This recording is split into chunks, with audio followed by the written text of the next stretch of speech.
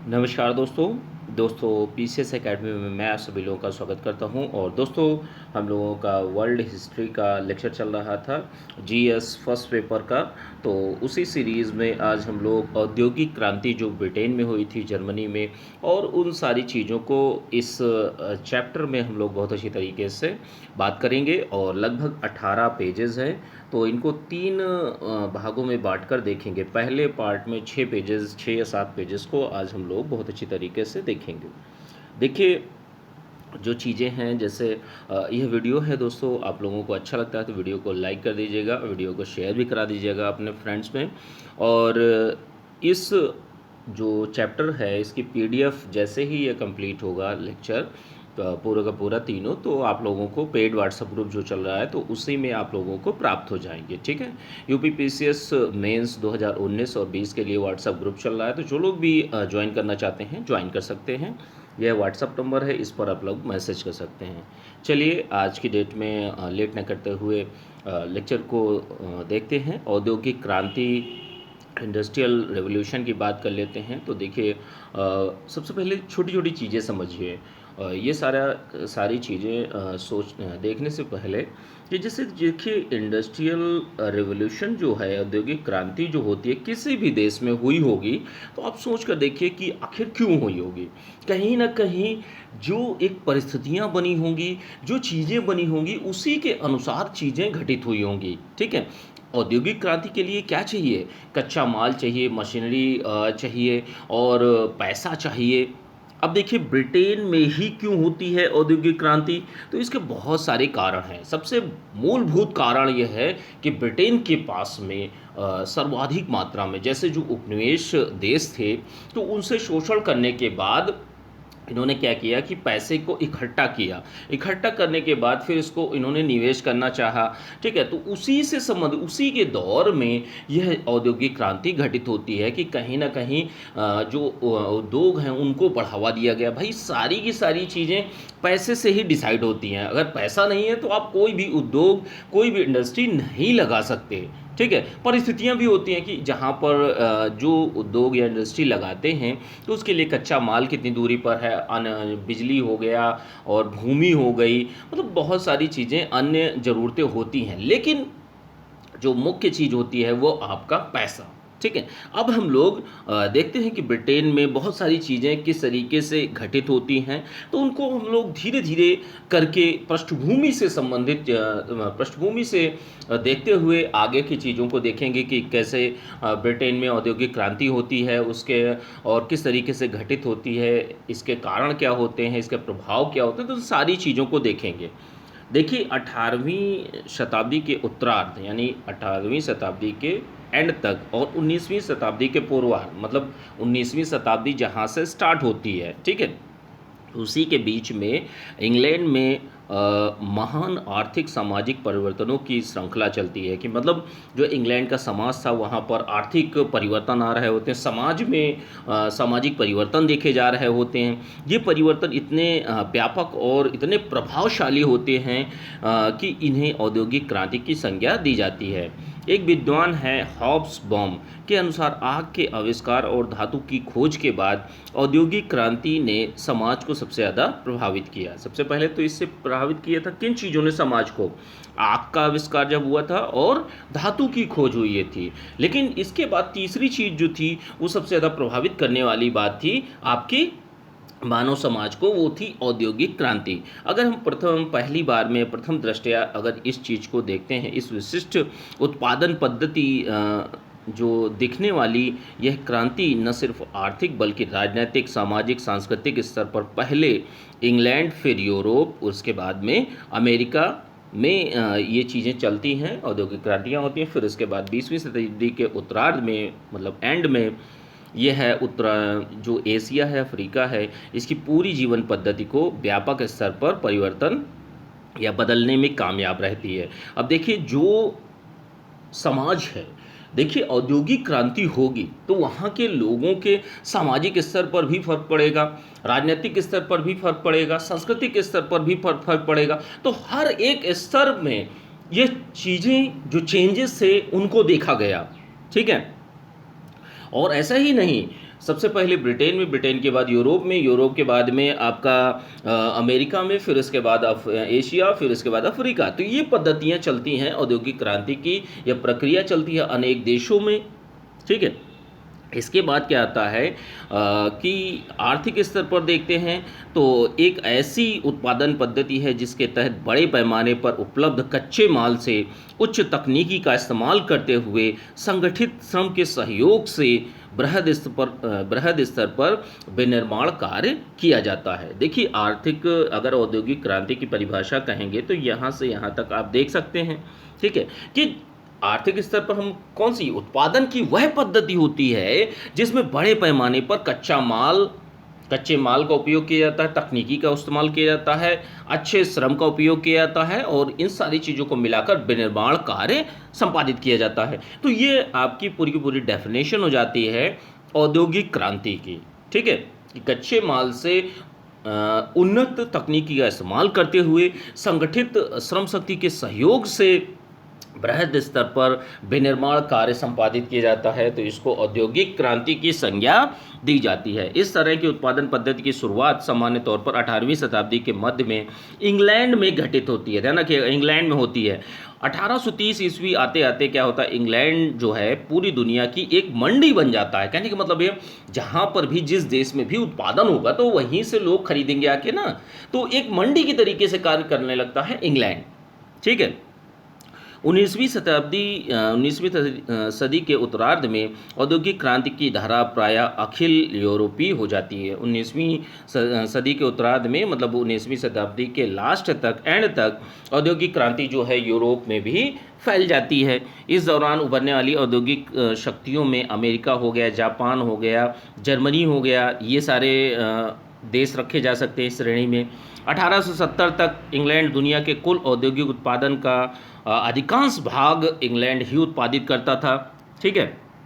इसके साथ में क्या था कि 1907 तक आते आते अमेरिका, फिर जर्मनी, इसके बाद इंग्लैंड औद्योगिक उत्पादन के क्षेत्र में तीसरे पायदान पर आ गया। कहने का मतलब यह है कि जो औद्योगिक क्रांति ब्रिटेन में स्टार्ट होती है, लेकिन बाद में जो कार्य हैं अमेरिका, जर्मनी और इंग्लैंड, इस तरीके से एक रैंकिंग के आधार पर देख रहे हैं कि अमेरिका इसमें आगे निकल जाता है, ठीक है, सेकंड नंबर पर जर्मनी आ जाता है और लास्ट में जो औद्योगिक उत्पादन है वो थर्ड पर आपका ब्रिटेन रहता है। 1930 के बाद सोवियत संघ में तीव्र औद्योगिकरण उभर कर आता है। देखिए सोवियत संघ, जिसको वर्तमान में रशिया कहा जाता है, यहाँ पर भी औद्योगिकरण का दौर आता है और यह 1930 के बाद में आता है। परिणाम स्वरूप द्वितीय विश्व युद्ध से पहले यहाँ अमेरिका के बाद कई स्तर पर दुनिया की दूसरी औद्योगिक क्रांति, औद्योगिक शक्तियाँ हो जाती हैं।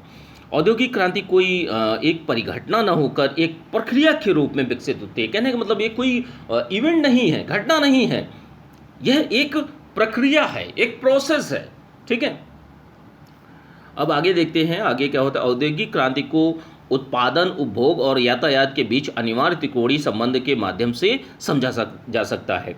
सस्ते उत्पादन के आधार पर बाजार में गुणवत्तापूर्ण सामान जो संपन्न माल कम कीमत पर उपलब्ध कराना। भाई सीधी सी बात है कि आप सस्ते उत्पादन के आधार पर आप जो उत्पादन करें वह सस्ता, मतलब लागत उसकी कम हो, उसकी क्वालिटी जो हो बहुत अच्छी हो और उचित कीमत पर वह मार्केट में उपलब्ध होना चाहिए, ठीक है। औद्योगिक क्रांति की सफलता का बुनियादी आधार इसी को माना जाता है और इसके लिए उत्पादन को उपभोग स्थल तक पहुंचाने हेतु यातायात की भी आवश्यकता होती है, संचार साधनों की भी एक अनिवार्य भूमिका होती है। भाई सीधी सी बात है कि अगर आप कच्चा माल बनाते हैं, बनाने के लिए भी आपको ट्रांसपोर्टेशन के लिए कुछ ना कुछ साधन चाहिए ना, तो वो चीज़ें हैं, संचार साधन भी चाहिए। देखिए औद्योगिक क्रांति में सर्वाधिक भूमिका जो होती है वो बाजार की भी होती है। हालांकि दुनिया के कई देशों के औद्योगिकरण में राज्य की भूमिका निर्णायक रही है, किंतु इसके बावजूद भी कहा जा सकता है कि औद्योगिक क्रांति जो है वो वादों से निरपेक्ष एक आर्थिक परिघटना थी। अब देखिए इंग्लैंड में औद्योगिक क्रांति का विकास, तो देखिए 1750 में ही औद्योगिक क्रांति के उभर आने के कुछ सामान्य कारण माने जा सकते हैं कि जैसे कृषि क्रांति होती है, एक प्राकृतिक अवस्था होती है, जनसंख्या वृद्धि होती है, तकनीकी विकास होता है, सामाजिक राजनीतिक परिस्थितियाँ होती हैं, बाजार की उपलब्धता होती है और यातायात और संचार के साधन होते हैं। तो ये 7 पॉइंट्स के आधार पर हम लोग आगे करके धीरे धीरे बात करेंगे, ठीक है, कि जो इंग्लैंड में औद्योगिक क्रांति हुई उसका किस तरीके से क्रमिक विकास हुआ। तो सबसे पहले पॉइंट को अब हम लोग देखेंगे, कृषि क्रांति। देखिए, कृषि क्रांति को औद्योगिक क्रांति की पूर्व पीठिका के रूप में देखा जा सकता है कि एक बेस तैयार करता है कृषि क्रांति। इसके तहत होने वाली बाड़बंदी, जहां फसलों को पशुओं से बचाया गया, वहीं चकबंदी के कारण कृषि भूमि में सिंचाई तकनीकी, श्रम का सस्ता उपयोग, प्रभावशाली इस्तेमाल भी संभव हो सका, जिसकी बदौलत कम उत्पादन लागत के साथ उत्पादन में वृद्धि होती है, ठीक है, कि यह कृषि आधार देता है, ठीक है। जैसे कृषि क्रांति ने औद्योगिक क्रांति को किस तरीके से आधार प्रदान किया, अब उन चीज़ों को देख लेते हैं कि जैसे अर्थव्यवस्था को अतिरिक्त आबादी वहन करने की क्षमता प्रदान की, विनिर्माण उद्योग के लिए कच्चा माल उपलब्ध कराया। भाई, एग्रीकल्चर सेक्टर से ही तो आप कहीं ना कहीं जो माल है वो आप प्राप्त करेंगे, कच्चा माल प्राप्त करेंगे। कृषि से होने वाली आय का औद्योगिक क्षेत्रों में प्रत्यक्ष अप्रत्यक्ष रूप से निवेश किया गया, उद्योगों के उत्पादन को बाजार उपलब्ध हुआ। तो ये सारी की सारी चीज़ें आपके कृषि जो है, एग्रीकल्चर सेक्टर जो है, उसने एक आधार प्रदान किया। दूसरा पॉइंट क्या है? दूसरा पॉइंट है आपका प्राकृतिक अवस्था। तो देखिए, इंग्लैंड की औद्योगिक क्रांति वस्त्र उद्योग से आरंभ होकर लौह कोल की ओर मुड़ती है और इसके बाद इंग्लैंड में पर्याप्त कच्चा माल उपलब्ध हो जाता है। भाई, कहीं ना कहीं उपनिवेशों से जो पैसा था वो इंग्लैंड हर तरीके से शोषण करके अपने देश में ला रहा था। कच्चा माल के अतिरिक्त इंग्लैंड चारों तरफ से समुद्र से घिरे होने के कारण जलमार्ग दूर दूर तक अपना व्यापारिक संबंध भी स्थापित कर सकता था। भाई, कहा भी जाता है कि जिस देश की जो यातायात व्यवस्था होती है, अब जैसे जलमार्ग है, तो जलमार्ग इंग्लैंड के बहुत अच्छे हैं, ठीक है। प्रकृति का यह वरदान भी माना जाता है इंग्लैंड के लिए, और यह आज से नहीं है, बहुत पहले से है, ठीक है। तो ये सारी चीज़ें होती हैं। इसके बाद अगला पॉइंट जो आता है, जनसंख्या वृद्धि। तो अब देखिए, जनसंख्या वृद्धि की बात कर लेते हैं। 1750 ईस्वी में इंग्लैंड की जनसंख्या 65 लाख थी, 1801 में 90 लाख हो जाती है, 1831 में 1,40,000 हो जाती है, और 1851 में 1,80,000 हो जाती है, ठीक है। सॉरी, 180 लाख हो जाती है, ठीक है। 140 लाख, 180 लाख और 90 लाख, ठीक है। तो जनसंख्या में होने वाली यह वृद्धि जो है औद्योगिक क्रांति के लिए एक तरफ तो सस्ता श्रम उपलब्ध कराती है। भाई, सीधी सी बात है, भारत को एक सस्ते श्रम का देश क्यों कहा जाता है? यहाँ पर जो आपको मैन पावर है वो बहुत अधिक मात्रा में है, ठीक है। अगर कुशल श्रम पर्याप्त मात्रा में हो जाए तो भारत प्रगति बहुत अच्छी तरीके से कर सकता है। यदि हम कृषि क्रांति और वाणिज्यिक क्रांति को जोड़कर देखें तो यह मांग भी एक आधार तैयार कर रही थी, और इस समय तक फ्रांस की आबादी इंग्लैंड से ज़्यादा थी। 19वीं सदी के अंत तक सबसे ज़्यादा आबादी रूस की थी, लेकिन सबसे पहले औद्योगिक क्रांति की शुरुआत वहाँ नहीं हुई। इसका कारण यह माना जाता है कि पर्याप्त मात्रा में जो सस्ता श्रम है वो भी उपलब्ध होना चाहिए। तकनीकी का विकास जो है उसको आवश्यक नहीं समझा गया, क्योंकि श्रम की बचत जो है, ठीक है, श्रम की बचत करा सकता था। इंग्लैंड में जनसंख्या वृद्धि से ज़्यादा मांग में वृद्धि हुई, इसलिए वहाँ तकनीकी विकास भी इसके साथ साथ संपन्न हुआ। कहने का मतलब यह है कि तकनीकी जो एक पॉइंट है उसको आवश्यक नहीं कह सकता, लेकिन जो लोग थे, जो जनसंख्या थी, उसने डिमांड क्रिएट करी, सस्ता श्रम मिला, कच्चा माल मिला, इन सारी चीज़ों ने एक आधार प्रदान कर दिया, कृषि ने आधार प्रदान कर दिया। तो इस कारण से इंग्लैंड में औद्योगिक क्रांति घटित होती है, ठीक है। अब अगली चीज़ क्या है? तकनीकी विकास। देखिए, तकनीकी विकास की जहाँ तक बात कर लेते हैं तो 18वीं सदी के मध्य के बाद में कुछ ऐसी तकनीकें उभर कर आई जिन्हें उत्पादन के लिए आवश्यक ऊर्जा के रूप में यह मनुष्य के शारीरिक परिश्रम के अतिरिक्त जल हो गया, वायु हो गया, इनका इस्तेमाल करना आरंभ कर दिया, जिसकी बदौलत क्या है, उत्पादन में एक बहुत तेज़ी देखी गई, गति आई। और 1860 से 1885 के बीच विकसित होने वाले जेम्स वाट के स्टीम इंजन, देखिए इसी समय तकनीकी प्रगति होती है, जेम्स वाट के स्टीम इंजन का आविष्कार करते हैं, ठीक है। हरग्रीव्स का 8 तकलियों वाला स्पाइनिंग जैनी, आर्कराइट के वाटर फ्रेम तथा कार्टराइट के पावर लूम की खोज की गई। तो ये बहुत सारी तकनीकी खोजें होती हैं। इब्राहिम एक व्यक्ति रहते हैं, इब्राहिम डर्बी ने लोहा गलाने की एक पद्धति या एक कला का विकास किया, और हेनरी कोट ने लोहे का बंडल बनाने की प्रविधि या कला विकसित करी। ध्यातव्य है कि औद्योगिक क्रांति जो है तभी कामयाब हो सकती है जबकि उत्पादन के लिए पर्याप्त मात्रा में बाजार उपलब्ध हो। अब देखिए, बाजार की क्षमता के अनुकूल पूर्ति सस्ता एवं गुणवत्तापूर्ण संपन्न भी हो। ठीक है, तो ये कुछ रिक्वायरमेंट है। इसके साथ ही जब तक मांग और पूर्ति के बीच संपर्क स्थापित कराने वाला यातायात और संचार के साधन विकास ना हो, तब तक औद्योगिक क्रांति जो है वो नहीं विकसित हो सकती। कहने का मतलब यह है, जो यातायात और संचार के साधन हैं वो भी होने चाहिए।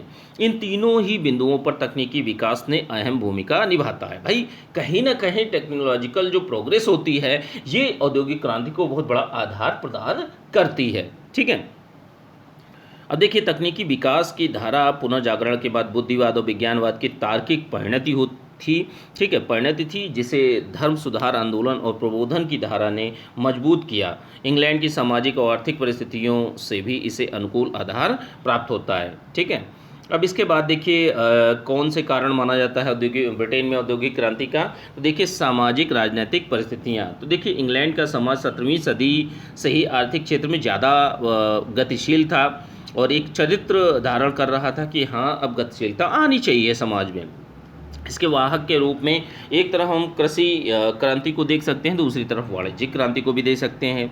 इंग्लैंड की कृषि क्रांति में वहाँ के जमींदारों की भूमिका बहुत ज़्यादा प्रगतिशील रही। इसी तरह से आर्थिक विकास के प्रति उनका नज़रिया जो है फ्रांस आदि के यूरोपीय कुलीनों से अलग रहा। इन्होंने क्रांति के लिए कई स्तर पर योगदान किया कि जैसे कच्चे माल के उत्पादक के रूप में निवेश भी किया, ऋणदाता के रूप में ऋण भी देने लगे, और मांगकर्ता के रूप में, मतलब हर तरीके से इन्होंने समाज में जो कुलीन वर्ग था या जमींदार वर्ग था उसने सपोर्ट किया औद्योगिक क्रांति को कि ब्रिटेन में औद्योगिक क्रांति घटित हो।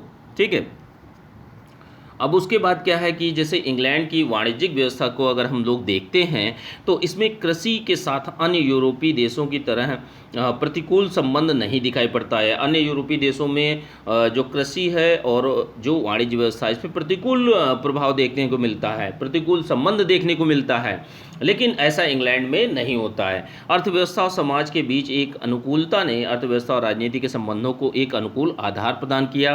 परिणाम स्वरूप फ्रांस की ईस्ट इंडिया कंपनी, जो फ्रांस की ईस्ट इंडिया कंपनी जहां राज्य के निर्देशन में चलती थी, वहीं ब्रिटिश ईस्ट इंडिया कंपनी की कार्य पद्धति स्वायत्त थी, मतलब उनको स्वायत्तता दी गई थी, फ्रीडम दी गई थी। ठीक है, आर्थिक क्षेत्र में राजनीति की भूमिका इसलिए भी प्रगतिशील सिद्ध हुई क्योंकि इंग्लैंड में 17वीं सदी के उत्तरार्ध से ही एक मजबूत संसदीय व्यवस्था उभर कर आ चुकी होती है, और 1688 ईस्वी की गौरवपूर्ण क्रांति के बाद लॉक की प्राकृतिक अधिकारों की संकल्पना को इंग्लैंड की राजनीतिक व्यवस्था में और भी अनुकूल एक आधार प्रदान करता है।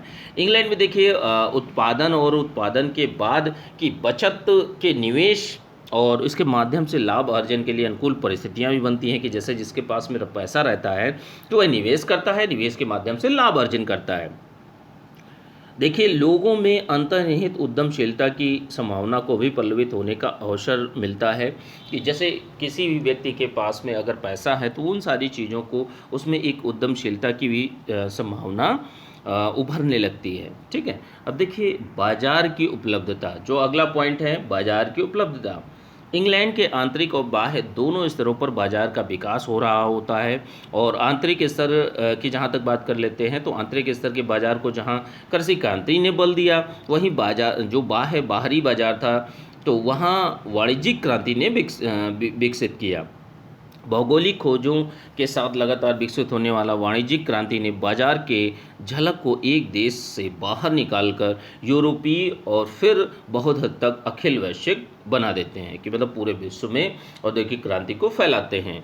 इसमें यदि बाजार उपलब्ध ना हो तो उत्पादन की प्रेरणा हतोत्साहित हो जाएगी। भाई, सीधी सी बात है, आप घर में अपने कोई भी माल बनाकर रखिए, अगर आपके पास मार्केट ही नहीं है, लोग खरीदने के लिए स्थान ही नहीं है, तो ऐसे में सारी की सारी चीज़ें बेकार हो जाएंगी, और जो इंडस्ट्री को चलाने वाला व्यक्ति है वो हतोत्साहित हो जाएगा। ऐसे में यूरोप की वाणिज्यिक शक्तियों ने क्या किया, बाजार पर एकाधिकार स्थापित करने का प्रयत्न किया, जिस क्रम में उपनिवेशवाद की एक सशक्त धारा उभर कर आती है। और उपनिवेशवाद ने इस धारा ने औद्योगिक क्रांति को निम्न प्रकार से सहयोग किया कि जैसे देखिए मार्केट के रूप में जैसे इंडिया है, इंडिया एक बाजार के रूप में भी काम किया इंग्लैंड के लिए। पूंजी पूंजी देखिए इंडिया से ब्रिटेन में जाती है, ये आप लोगों ने भी पढ़ा है मॉडर्न हिस्ट्री में, ठीक है। और कच्चा माल देखिए इंडिया से ठीक है, इंडिया से कच्चा माल जाता था इंग्लैंड में, वहाँ से सामान बनकर दोबारा इंडिया में वही चीज़ें बेची जाती थी कम रेट पर, ठीक है। और भारत से अगर कोई माल बाहर के बाज़ारों में जाता था तो उस पर बहुत ज़्यादा शुल्क आरोपित कर दिया जाता था। तो इस तरीके की रणनीतियाँ औपनिवेशिक जो देश थे ब्रिटेन के, उनमें इस प्रकार की प्रक्रियाओं को अपनाया गया, ठीक है। अब अगली चीज़ क्या है, यातायात और संचार के साधनों का विकास। लास्ट पॉइंट जो ब्रिटेन की औद्योगिक क्रांति होती है तो उसमें लास्ट पॉइंट जो है यह माना जाता है कि देखिए संचार के साधनों के रूप में सबसे पहले नहरों के विकास को देखा जा सकता है कि जैसे 1759 में नहरों के निर्माण की प्रक्रिया में गति आई, काफ़ी तेज़ी आती है, जिसके लिए ड्यूक और ब्रिजवाटर एवं डॉन ब्रेडले का नाम विशेष रूप से उल्लेखनीय माना जाता है। 18वीं सदी के अंत तक आते आते इंग्लैंड में लगभग 3000 नहरों का भी निर्माण हो चुका होता है। अब आप सोच सकते हैं 18वीं सदी तक आते आते 3000 नहरों का विकास हो चुका है। 1792 से 1797 के बीच में जो काल रहता है उसे विशेष तौर पर नहरों के लिए उन्माद के काल के रूप में भी जाना जाता है। 1830 आते आते 6000 मील लंबी नहरों का निर्माण हो चुका होता है, जिस पर कुल 2 करोड़ पाउंड का व्यय हो चुका होता है। औद्योगिक क्रांति के आरंभिक दिनों में यातायात के साधनों के रूप में सबसे अधिक भूमिका जो है इन्हीं नहरों के द्वारा, भाई कहीं ना कहीं ट्रांसपोर्टेशन के लिए, यातायात के लिए अगर आप छोटी छोटी नहरों का विकास करें, और इन्हीं का संचालन बहुत ज़्यादा अच्छी तरीके से ब्रिटेन ने किया, ठीक है। औद्योगिक क्रांति के विकास में बात करते हैं तो बाजार के फैलाव के साथ ही यह माध्यम विलंबकारी, महंगा और कम प्रभावशाली साबित होने लगा। इसीलिए नहरों के साथ ही आंतरिक व्यापार की प्रक्रिया को मजबूत करने के लिए सड़कों को निर्माण पर बल दिया गया। देखिए पहले नहरों का विकास होता है, फिर सड़कों का निर्माण होता है। सड़कों के निर्माण से व्यापार और सुगम सस्ता होने लगा, ठीक है। एक स्थान से दूसरे स्थान तक अगर वस्तुओं को ले जाना है तो उसमें सड़कें और नहरें दोनों की दोनों महत्वपूर्ण भूमिका अदा करती हैं। लेकिन देखिए क्रांति को संचार के जिस साधन ने क्रांतिकारी आधार प्रदान किया वह था रेलवे का विकास। बहुत तेज़ी में ट्रांसपोर्टेशन जो है, परिवहन होने लगा। 1830 में सबसे पहले लिवरपूल से मैनचेस्टर के बीच में 40 मील लंबी रेलवे लाइन बिछाई गई। सोचिए 1830 में बिछती है ब्रिटेन में और 1853 में बॉम्बे से ठाणे के बीच में हमारे भारत में बिछा दी जाती है। तो अब सोचिए कि मतलब दोनों तरीकों को जोड़ा कैसे गया, ठीक है। 1850 तक इंग्लैंड में 6800 मील रेलवे लाइन का निर्माण हो चुका था और 20वीं सदी के आरंभ में तो यह कुल पूंजी का 20% भाग रेलवे में ही खर्च हो रहा था। 20वीं सदी जैसे ही आई तो सबको समझ में आ गया था कि रेलवे का विकास हमें करना पड़ेगा। इस तरह देखें तो हम रेल अपने आप में एक उद्योग बन गया था, एक उद्योग की तरीके, जिसे लौह उद्योग को विशेष बल प्रदान किया गया। भाई रेलवे को बनाने में आप कहीं ना कहीं ये सारी चीज़ों का प्रयोग करेंगे ना। अब 18वीं सदी के मध्य तक आते आते औद्योगिक क्रांति जो थी, तो औद्योगिक क्रांति का विकास किसी एक या दूसरे कारण का प्रतिफल न होकर अनेक कारणों से संयुक्त रूप से सक्रिय प्रतिफल के रूप में देखा जाने लगा कि ठीक है, कि सभी के योगदान के स्वरूप ये चीज़ें घटित होती हैं, ठीक है। तो अब देखिए इंग्लैंड में किस तरीके से औद्योगिक क्रांति का विकास हुआ। अब जर्मनी में औद्योगिक क्रांति का विकास कैसे हुआ। देखिए इंग्लैंड के बाद में हम लोग यूरोपीय देशों में चलेंगे, फिर उसके बाद नॉर्थ अमेरिका, फिर उसके बाद आपका जो एशिया है, फिर अफ्रीका है, ठीक है। तो इन सारी चीज़ों को इसी पैटर्न में देखेंगे। या जैसे ही दोस्तों यहाँ से हम लोग नेक्स्ट लेक्चर में हम लोग कंप्लीट करेंगे, ठीक है। 3 पार्ट में ये पूरा का पूरा चैप्टर कंप्लीट हो जाएगा और इसकी पीडीएफ आप लोगों को पेड व्हाट्सएप ग्रुप जो चल रहा है पीसीएस में 2019 और 20 का, तो जो लोग भी ज्वाइन करना चाहते हैं ज्वाइन कर सकते हैं। यह नंबर है, इस पर आप लोग मैसेज कर सकते हैं या तो डिस्क्रिप्शन बॉक्स में डिटेल को चेक कर सकते हैं, ठीक है। चलिए ठीक है, थैंक यू देखने के लिए।